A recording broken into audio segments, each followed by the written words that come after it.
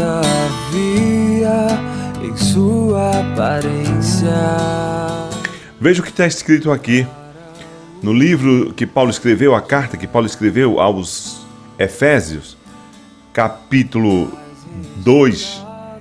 Ele diz assim, olha: E ele vos deu vida estando vós mortos nos vossos delitos e pecados, nos quais andaste outrora segundo o curso deste mundo e segundo o príncipe do ar, da potestade e do espírito que agora atua nos filhos da desobediência, entre os quais todos nós andamos outrora, segundo as inclinações da nossa carne, fazendo a vontade da carne e dos pensamentos, e éramos, por natureza, filhos da ira, como também os demais. Mas Deus, sendo rico em misericórdia, por causa do grande amor com que nos amou, e estando nós mortos em nossos delitos, nos deu vida, juntamente com Cristo. Pela graça sois salvos. E juntamente com Ele nos ressuscitou e nos fez assentar nos lugares celestiais em Cristo Jesus, para mostrar nos séculos vindouros a suprema riqueza da sua graça, em bondade para conosco em Cristo Jesus. Porque pela graça sois salvos, mediante a fé. E isto não vem de vocês, é presente de Deus, não vem de obras para que ninguém se glorie. Pois somos feitura dele, criados em Cristo Jesus, para as boas obras, as quais Deus de antemão preparou para que andássemos nela. Olha, a Bíblia é uma carta de Deus para todos nós. Para todos nós, a Bíblia. A Bíblia, naquilo que é elementar, ela não é difícil. A Bíblia não é um livro difícil porque jamais Deus nos daria um livro difícil para nós. Sabendo Deus que a nossa limitação, sabendo Deus das nossas variações, então Deus fez de forma clara, indubitável, o plano dele de salvação. Agora, é claro que a religião cristã, se podemos chamar a religião de Cristo, se podemos chamar a cristã de religião, e o é, porque a palavra religião vem do latim religar-se, e religar-se, a ideia é de religar-se com Deus, porque todos nós fomos desligados em Adão. Então a religião cristã, ela é a única religião do mundo,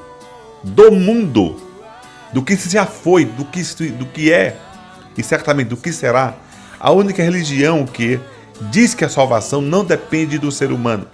É um ato da livre graça, bondade e misericórdia de Deus. E Paulo, escrevendo aos Efésios, a igreja que estava em Éfeso, ele traz de forma clara como se dá essa salvação e como Deus, na pessoa de Cristo, agiu em nosso favor para a salvação.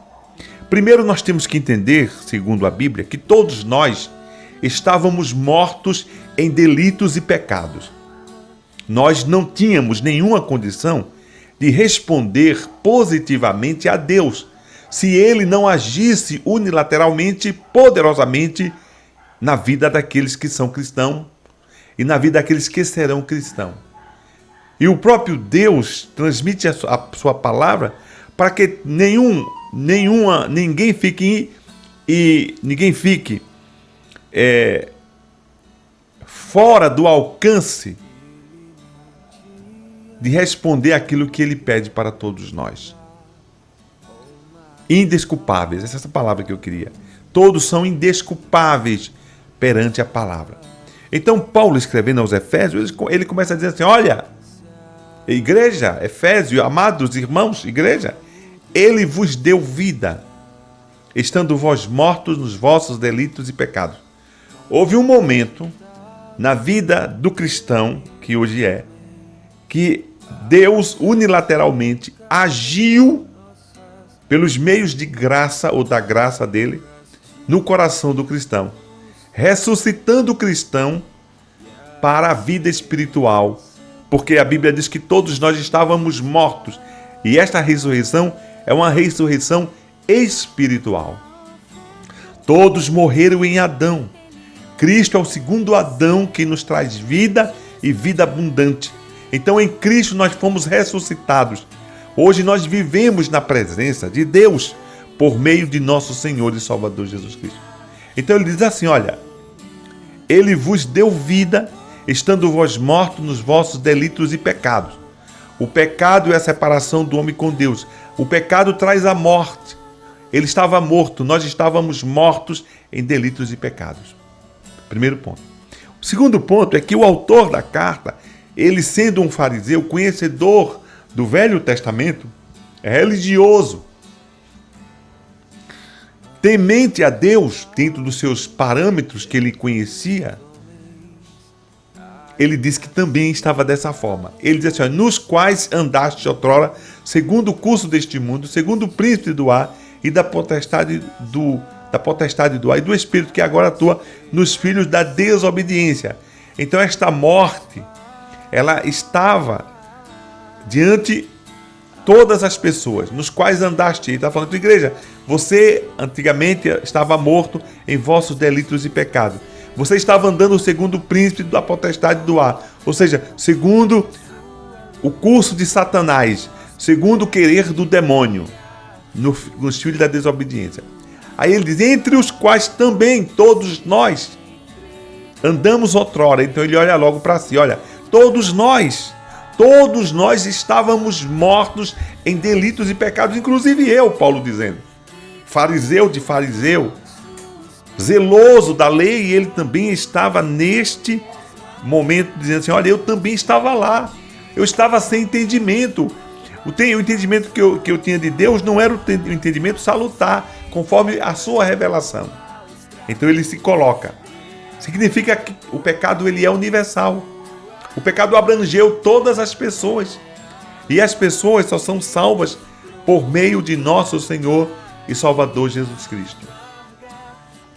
Ele diz assim, olha, entre os quais também nós andamos outrora segundo as inclinações da nossa carne, fazendo a vontade da carne e dos pensamentos, e éramos, por natureza, filhos da ira, como também os demais.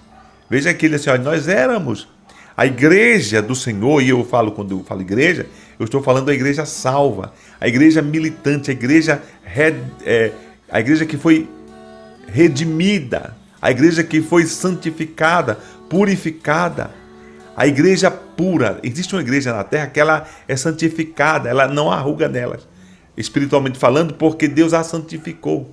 Não há condenação para os que estão em Cristo Jesus. Essa igreja é pura, é santa. E ele fala, nós éramos, por natureza, éramos, nós já não somos mais. Está falando para a igreja. Por que não somos mais?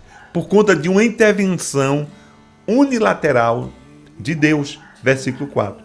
Mas Deus, sendo rico em misericórdia, por causa do grande amor com que nos amou. O que foi que aconteceu?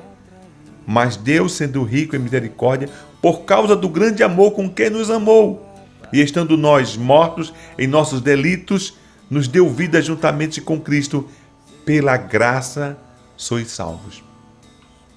Veja que foi uma ação unilateral de Deus na vida dos cristãos. Deus amou, Deus foi misericordioso. O que é misericórdia? Misericórdia é não dar o que se merece. E o que é graça? A graça é dar o que se não merece. Ele não nos deu o que nós merecemos. O que é que nós merecemos? Justiça, o inferno, a ira dele. Ele não nos deu. Mas ele nos deu aquilo que nós não merecemos. O quê? A salvação. Pela graça sois salvos. Favor imerecido. Bênção. Então não depende de quem quer que seja. Depende de Deus usar de misericórdia. Versículo 6 diz, e juntamente com ele nos ressuscitou e nos fez assentar nos lugares celestiais em Cristo Jesus. Esse versículo 6, ele tem uma causa, é e o que será. É porque ele já nos ressuscitou. Ressuscitou quem?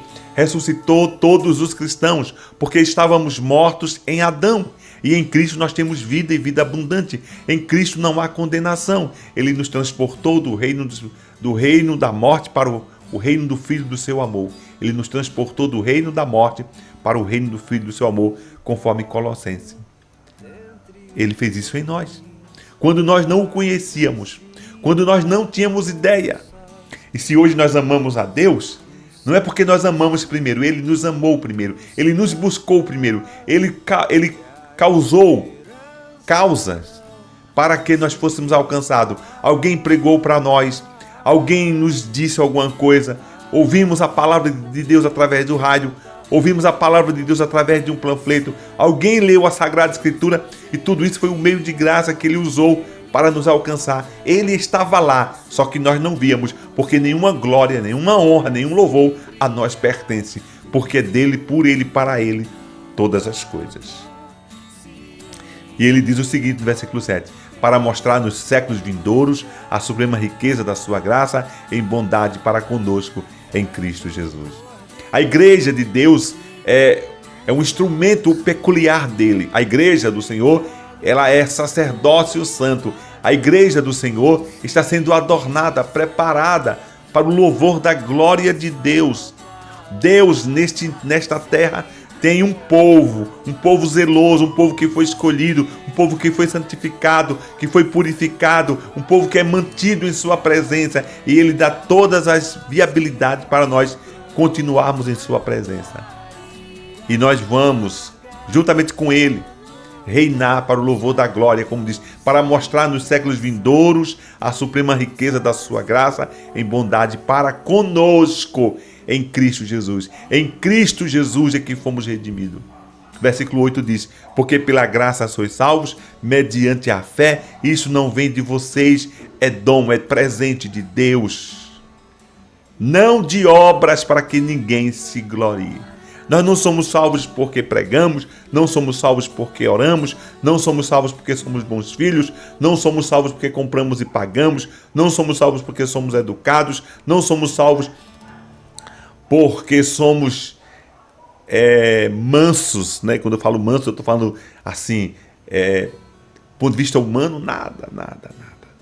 Não pelas obras, não somos salvos porque damos esmolas, não somos salvos porque visitamos, não, olha, porque pela graça sois salvos, unilateral, mediante a fé, Ele nos deu a fé, e isso não vem de vocês, o quê? A fé não vem de vocês, é presente de Deus, nem a fé nós geramos de nós mesmos, a fé é um presente de Deus. Porque pela graça sois salvos mediante a fé. E isso não vem de vocês. A salvação e a fé é um presente de Deus. A fé que nós temos em Deus não nasceu de nós mesmos. Por que não nasceu? Porque nós estávamos mortos. E morto não pode gerar fé em Deus. O morto não pode gerar nada que preste diante de Deus. Na verdade, o morto ele corre de Deus. Adão morreu instantaneamente, espiritualmente falando. Na hora que ele comeu do fruto, naquela mesma hora ele morreu. Ele não morreu fisicamente, mas espiritualmente ele morreu na mesma hora. Logo que ele comeu o fruto, o que foi que ele fez? Ele sentiu ojerize de Deus, ele sentiu pavor de Deus, ele sentiu medo de Deus. Ele correu, ele se escondeu de Deus. A voz de Deus passou a ser um terror na sua mente, na sua consciência, em seus ouvidos. Ele correu, ele teve medo de Deus. Adão nunca teve medo de Deus antes do pecado. Ele amava, ele gostava de estar com Deus, ele gostava de conversar com Deus, ele se sentia seguro na presença de Deus. Mas logo o fruto ele comeu, a primeira coisa que ele fez foi, perna para que te quero, se escondeu de Deus. E quem foi lá falar com Adão? Adão procurou Deus? Pelo amor de Deus, Adão procurou Deus? Não. Se Deus não fosse procurar Adão, até hoje Adão estava lá de trás das folhas. Aí Deus disse, Adão, onde você está? Ele disse, Senhor, eu ouvi a sua voz e eu estremeci, eu tive medo, eu tive pavor, horror, eu não quero, eu estou com medo. De quê, gente? O pecado faz isso. Então o pecado, o homem morto não tem fé. Ele diz que tem fé, ele tem fé na natureza, ele vê a glória de Deus manifestada na terra, sim. A Bíblia fala lá no Salmo 19, os céus proclamam a glória de Deus, o firmamento anuncia as suas obras, mas ele não consegue ter comunhão com Deus, ele não consegue ter amizade com Deus, porque ele está morto. Como ele vai ter fé? Essa fé é presente de Deus. Não vem de vós, é dom de Deus. O quê? A fé é dom de Deus. A salvação é dom de Deus. Não vem de obras para que ninguém se glorie. Então, agora, eu preciso dizer, naturalmente, que porque nós somos salvos, nós vamos viver a rendezvous. Não. A salvação, a graça em nós, a misericórdia que Deus colocou em nossas vidas, a graça que nos alcançou em Cristo, produz em nós obras. Produz em nós obras porque o nosso coração foi mudado. Nós agora passamos a ter vida em Deus. A natureza de Deus foi imprimida em nosso coração. O Pedro diz, vocês têm a natureza divina. Aí o Paulo diz assim, olha, pois somos feitura dele, criados em Cristo Jesus, para as boas obras, as quais Deus de antemão preparou para que andássemos nela. Então, o fato de nós lermos a Bíblia, o fato de nós meditarmos na palavra, pregarmos, orarmos, ter paciência, querer ser um bom pai, um bom filho, um bom cidadão, um bom estadista, um bom médico, amar as pessoas, respeitar as pessoas, que são obras. Para os cristãos, essas obras foram preparadas em Cristo para nós a praticarmos. Então, não é por elas que somos salvos, pelas obras, mas para elas. Somos salvos para elas. Enquanto aqui vivermos, nós há de produzirmos boas obras. Por quê? Porque nós hoje temos a mente de Cristo. Cristo tem a mente de Deus. Então nós fomos enviados por Cristo. Então logo nós vamos parecer com Cristo. Nós vamos falar como Cristo falou. Vamos olhar para as pessoas como Cristo olhou. Vamos considerar as pessoas como Cristo considerou. Elas foram preparadas para nós. Então quando nós vivemos, nós não merecemos os céus. Permanecemos sem merecer de nós para nós. Mas em Cristo Jesus, em Cristo, passamos a ser merecedores. Em Cristo. Em Cristo nós somos filhos. Em Cristo nós somos adotados. Vim para os seus não me receberam, mas todos quanto me receberam, a saber os que creem no seu nome, deu-lhe o poder de serem chamados filhos de Deus. Em Cristo nós temos tudo. Amém? Que Deus nos abençoe e até uma outra oportunidade em nome de Jesus. O Triunfo da Graça vai ficando por aqui, através da Web Rádio Estância Gospel e também através do Facebook, os 10 últimos minutos. Se Deus quiser, amanhã estaremos mais uma vez juntos, proclamando a palavra do Senhor, porque a melhor notícia é a palavra de Deus. Amanhã, sexta-feira, dia 11, teremos uma vigília das 7 da noite, às 19 horas, à meia-noite. Você e todos os seus são nossos convidados especial. Procure uma igreja evangélica mais próxima de sua casa. Leia a Bíblia, porque a Bíblia é a palavra de Deus. Que Deus nos abençoe, em nome de Jesus. Amém.